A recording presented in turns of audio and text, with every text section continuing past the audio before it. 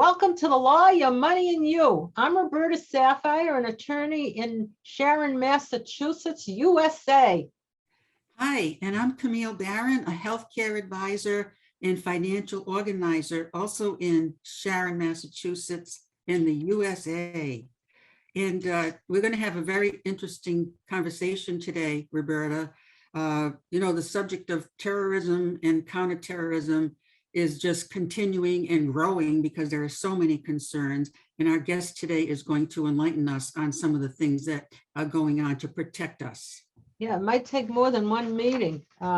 Very enlightenment. This never ends. This started way before 9/11, but in 9/11, I'll let him tell you himself, but he was the first to be appointed to this position. We want to welcome, and we're very excited to welcome Commissioner Cohen, David Cohen, and we always start with, please tell us a little bit about yourself, or in this case, you can tell us a lot about yourself.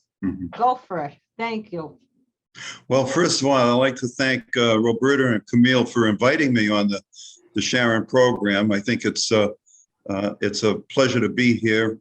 They have a terrific program over the years that have helped a lot of people and listeners. For myself, both these ladies have been, friends of mine for many, many years. And this is the first time we've really had the opportunity to talk about issues of terrorism, counterterrorism, law enforcement, things of that matter. So again, it's a pleasure to be here. And Thank you. I look forward to whatever questions you have. If I can answer them, I will. If I don't know the answer, I'll probably make it up. Listen, if you don't want to answer something, say, well, that's still classified. I'm not allowed to divulge that. But I don't know where you want to start. You could start with your original background, or you could start after 9/11, because that's when the first post was created for you, and you were the one that was appointed. Very special.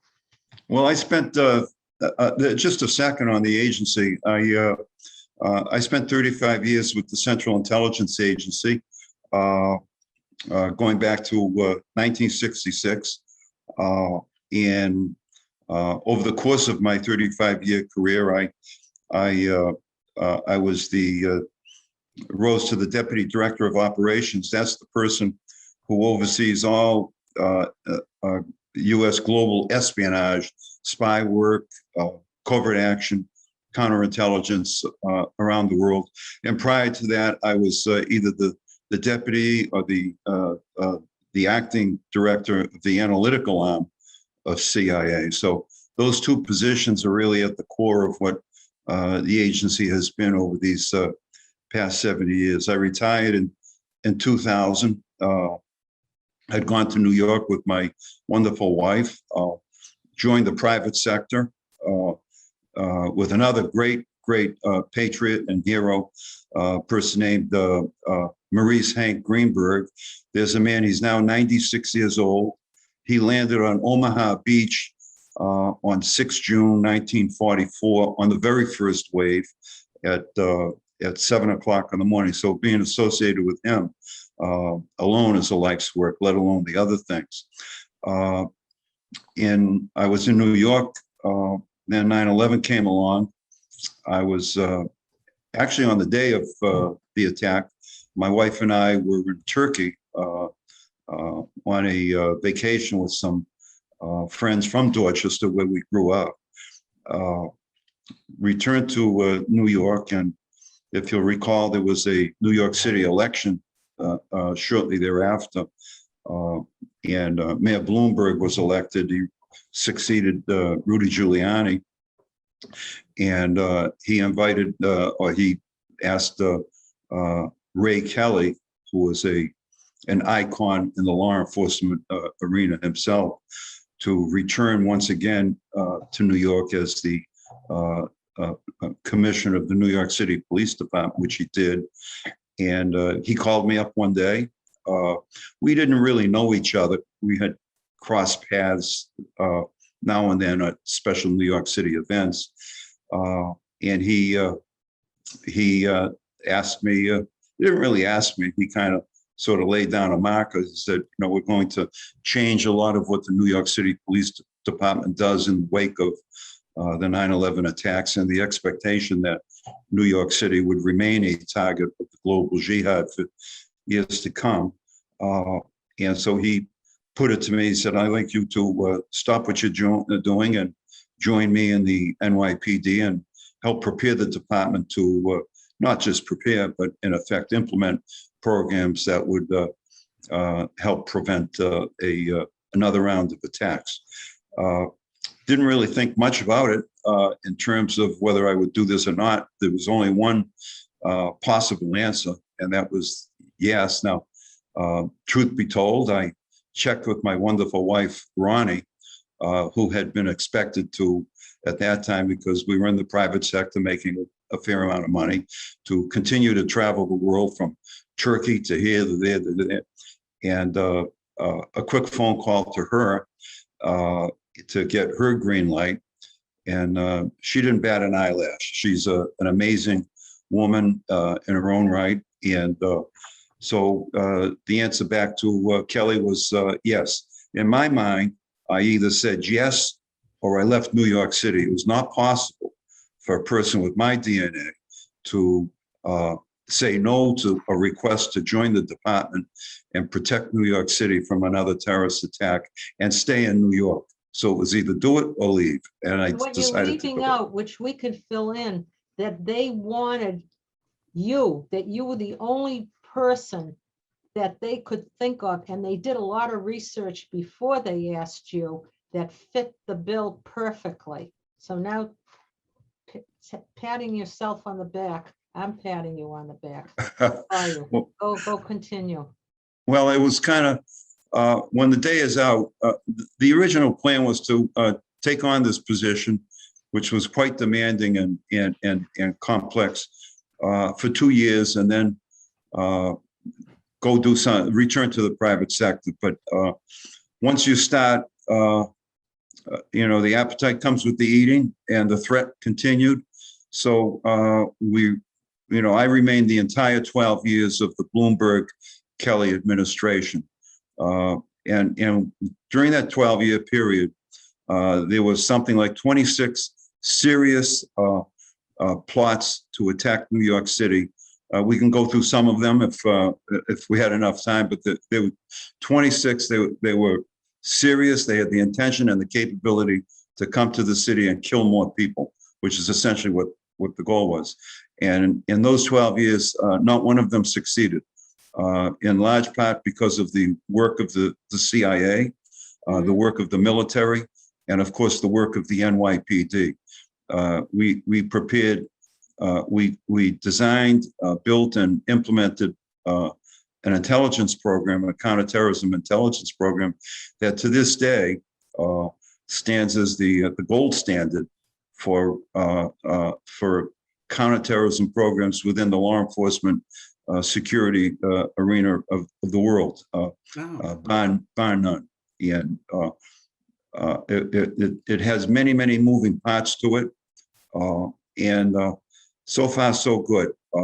The terrorism threat, of course, has, in my view, reached a new height as a result of the events in Afghanistan.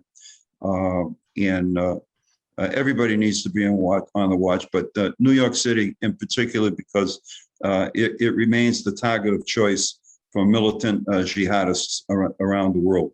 So, and I stay in touch with them, but they've done a great job in taking the program that we laid the foundations for, and then some, and they've continued it in the period, in the 6-7 years since I left. So I'm very proud of the NYPD intelligence program and the job it's done to save lives. It's just been a tremendous achievement in face of the virtual onslaught that was coming at us. And we can go through with some questions, what were kind of the elements of the program, but I don't want to consume all of the words. Well, maybe you could just talk about one or two of the most significant things that you put into place. Well, there were several, probably 15, 16 different. When we started, we didn't have a program. So we built it. I met with Commissioner Kelly every morning at 8 o'clock for an hour, 5 days a week, 52 weeks a year for 12 years. And that was kind of the think tank element. We did not hire consultants. We built it based on ideas that, emerged in the course of that morning meeting. That's about leadership and oversight. And it's very important. One question. Back then, your hair was black. Would you say that this caused you to? No, actually, I dyed it gray just for this program. Ronnie, who you know so well, insisted that I put on a nice blue shirt, and she gave me a haircut and prettied me up. But anyway, coming back to some of the programs, let me focus on three that stand out above all in their uniqueness and sort of thinking out of the box. They all of the components played it was almost like a Lego set. You pull out one piece, you break the whole package. But I'll talk about three in particular. First is the Deep Undercover program. The NYPD Undercover program was just the best in the world, bar none, at any level of, even at the national and subnational level.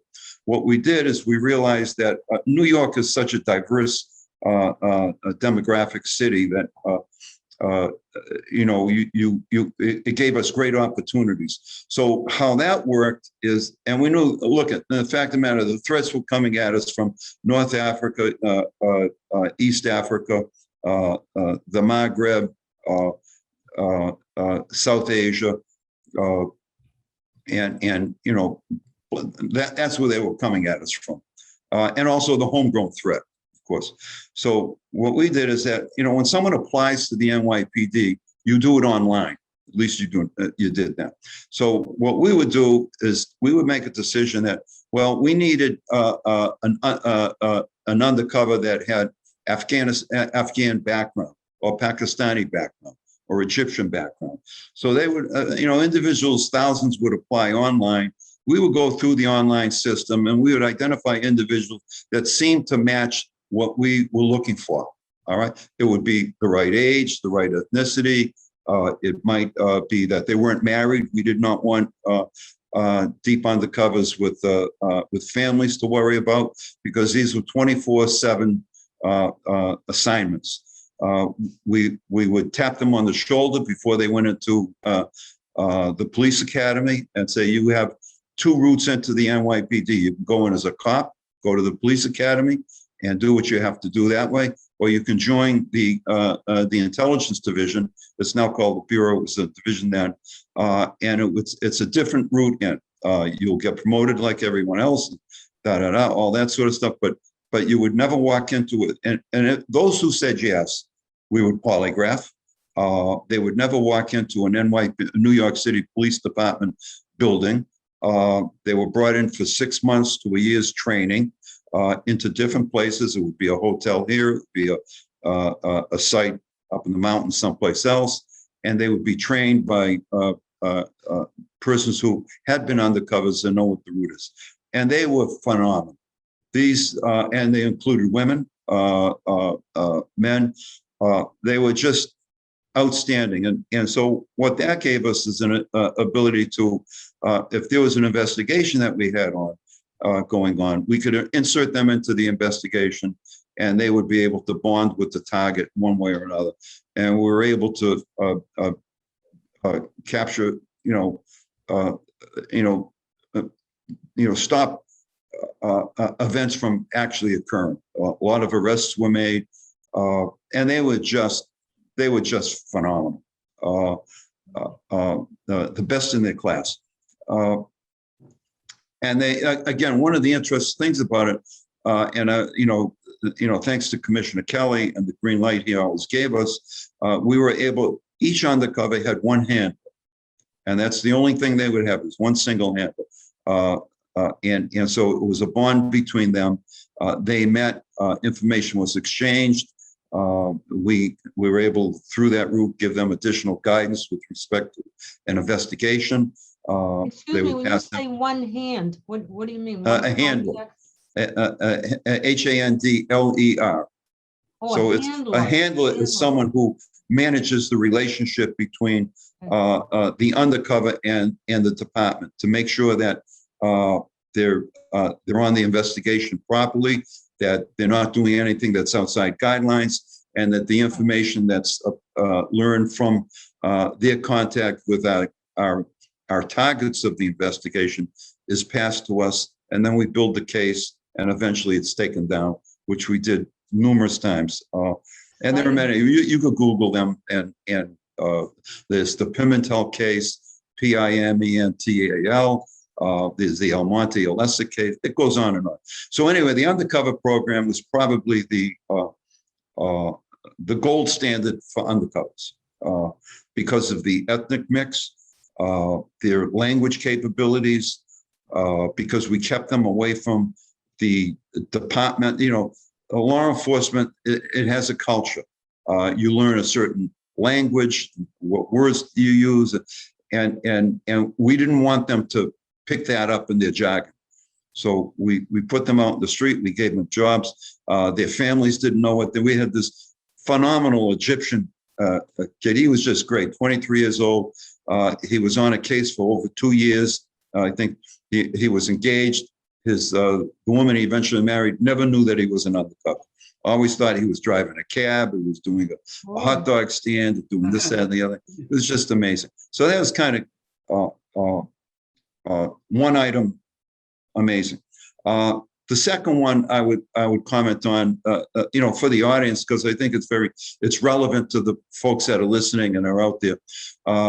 With Commissioner Kelly's urging, so a lot of the ideas that were generated came out of conversation, and many of them, I get credit for. But when the day is out, the boss is the boss.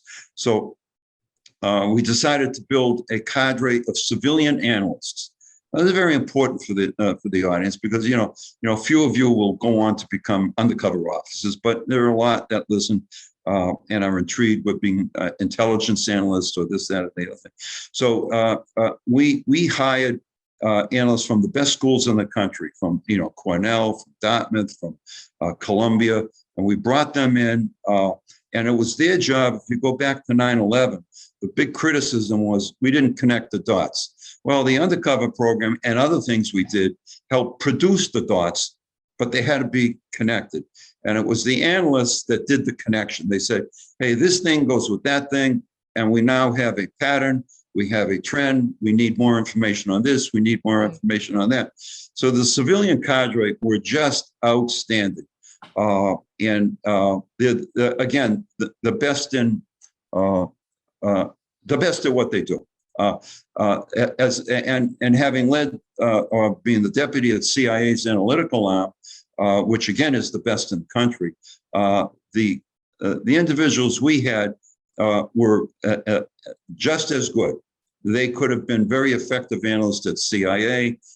They happened to have been with us because they wanted to be in New York, whatever. Now, there were a lot of things that had to happen. You don't leave college and become an analyst. These were individuals that knew everything in the world about the history of Western Europe, this, that, the other thing. But we needed them to come down to earth and worry about Roosevelt Ave, what's going on in a location in Staten Island. So we had to bring them down to the ground level and be motivated and excited by what was going on at a specific location, at a specific city. This was their cultural change. Everybody has to go through cultural change to do serious work on counterterrorism.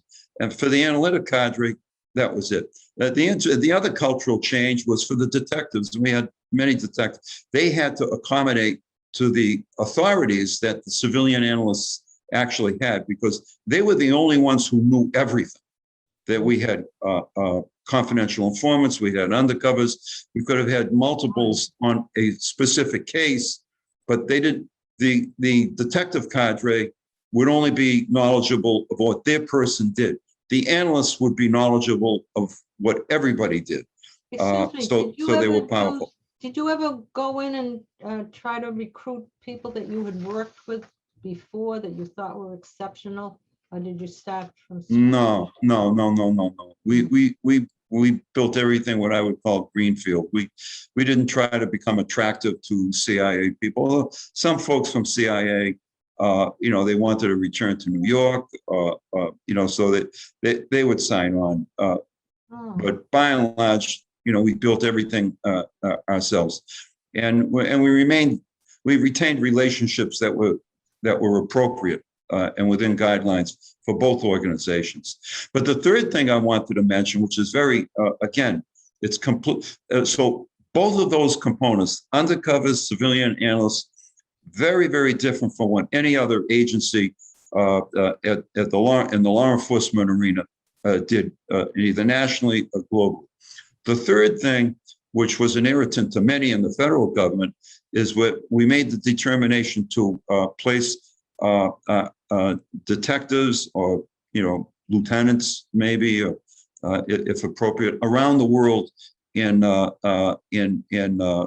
over 12 different countries. This became a very contentious thing for the federal government because, under normal circumstances, you would think, well, if you're an American in law enforcement or what have you, be detailed to the embassy. But of course, the embassies wouldn't accept us because if they accepted someone from New York City, what about Minneapolis or St. Louis or Chicago? So, if we had asked for to put a detailee in, say, Paris, in the U.S. Embassy there, the answer was going to, and a lot of these ambassadors were close friends of mine. And I would talk to them and say, David, so I would say, if I ask, what will your answer be? Say, Dave, if you ask, the answer is going to be no, because we can't accept it. So we understood that. So what we did is we just worked around it. Everything was a workaround.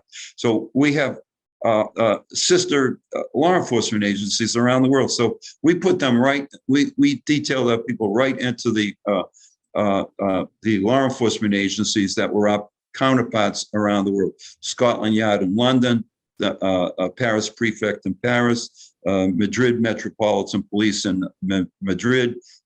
We did assign someone to the IDF in Israel. We had an officer detailed to Jordan, Abu Dhabi, Singapore, Quebec Sûreté up in Quebec, elsewhere in Canada as well. We had an individual in the Dominican Republic. So all in all, about 10 or 12.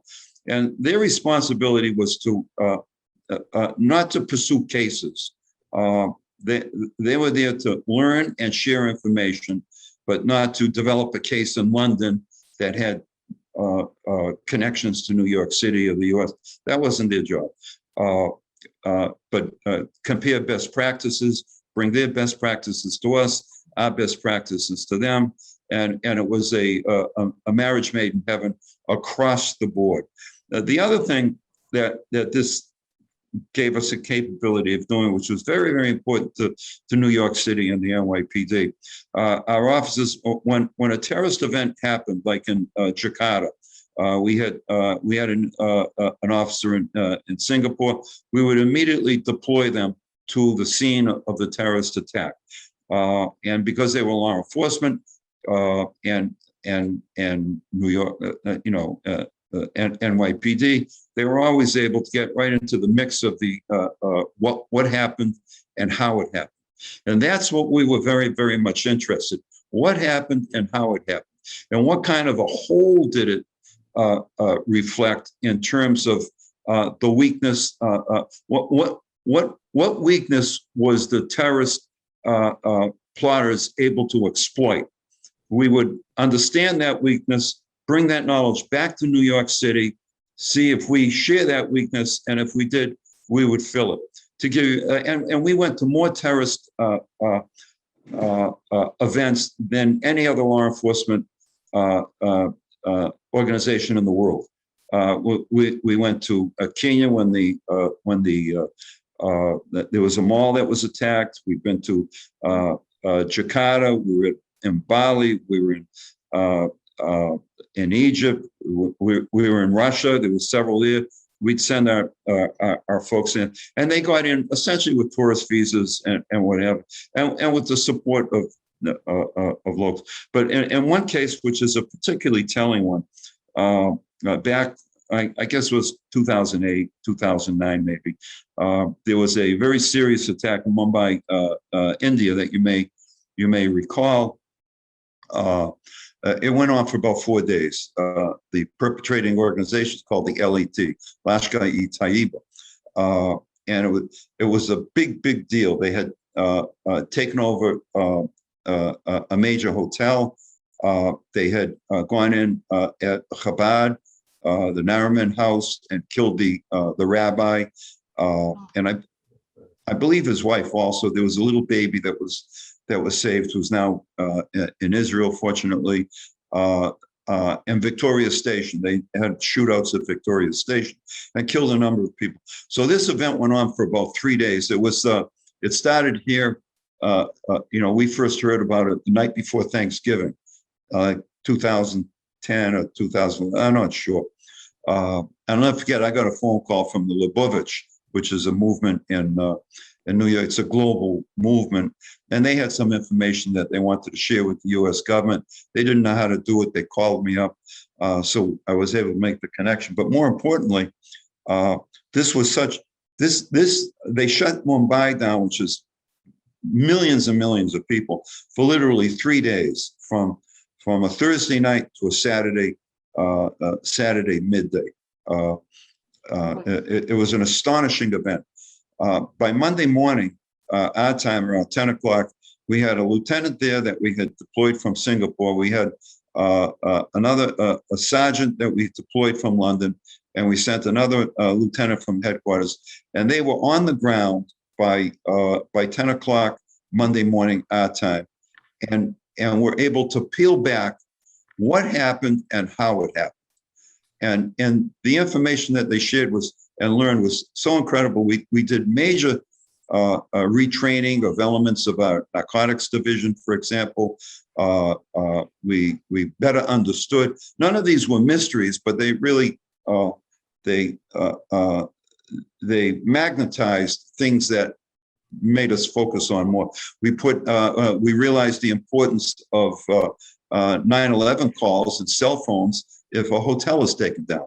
People are calling from the 15th floor, they're calling 911. So we ended up in that case, for example, we put people in the New York City 911 communication center.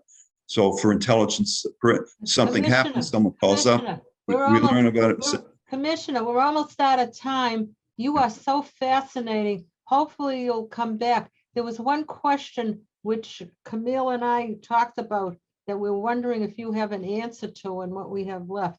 What's been going on in this past year with these movements of defund the police and this and that? How is the police department in New York going? And because of what's going on with the police? I mean, back when you were there, you probably had more cooperation from the citizenry in New York. Well, the whole defund the police is a serious thing, not only just because of the financial aspect of it, but all the ricochet effect of the changing of the rules. And police across the country are really up against the wall. The standards that have been set for them have been restructured and made so intense that it's difficult for a police officer to do appropriate policing, even without putting themselves, their career, and their families at risk in terms of being losing their job. So there's been quite a bit of slowdown in policing in a lot of places around the country because of the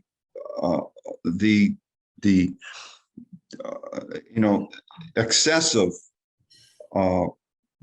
attacks on policing. And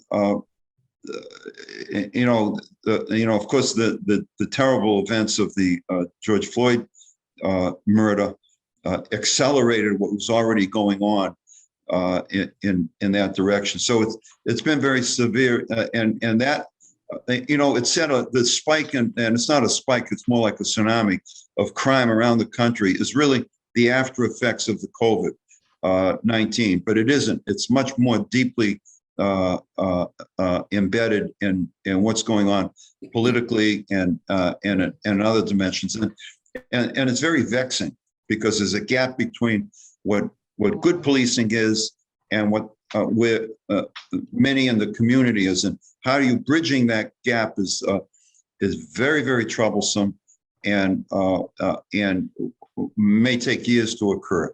We have to wrap it up 2 minutes ago. All right, well, we will do that now.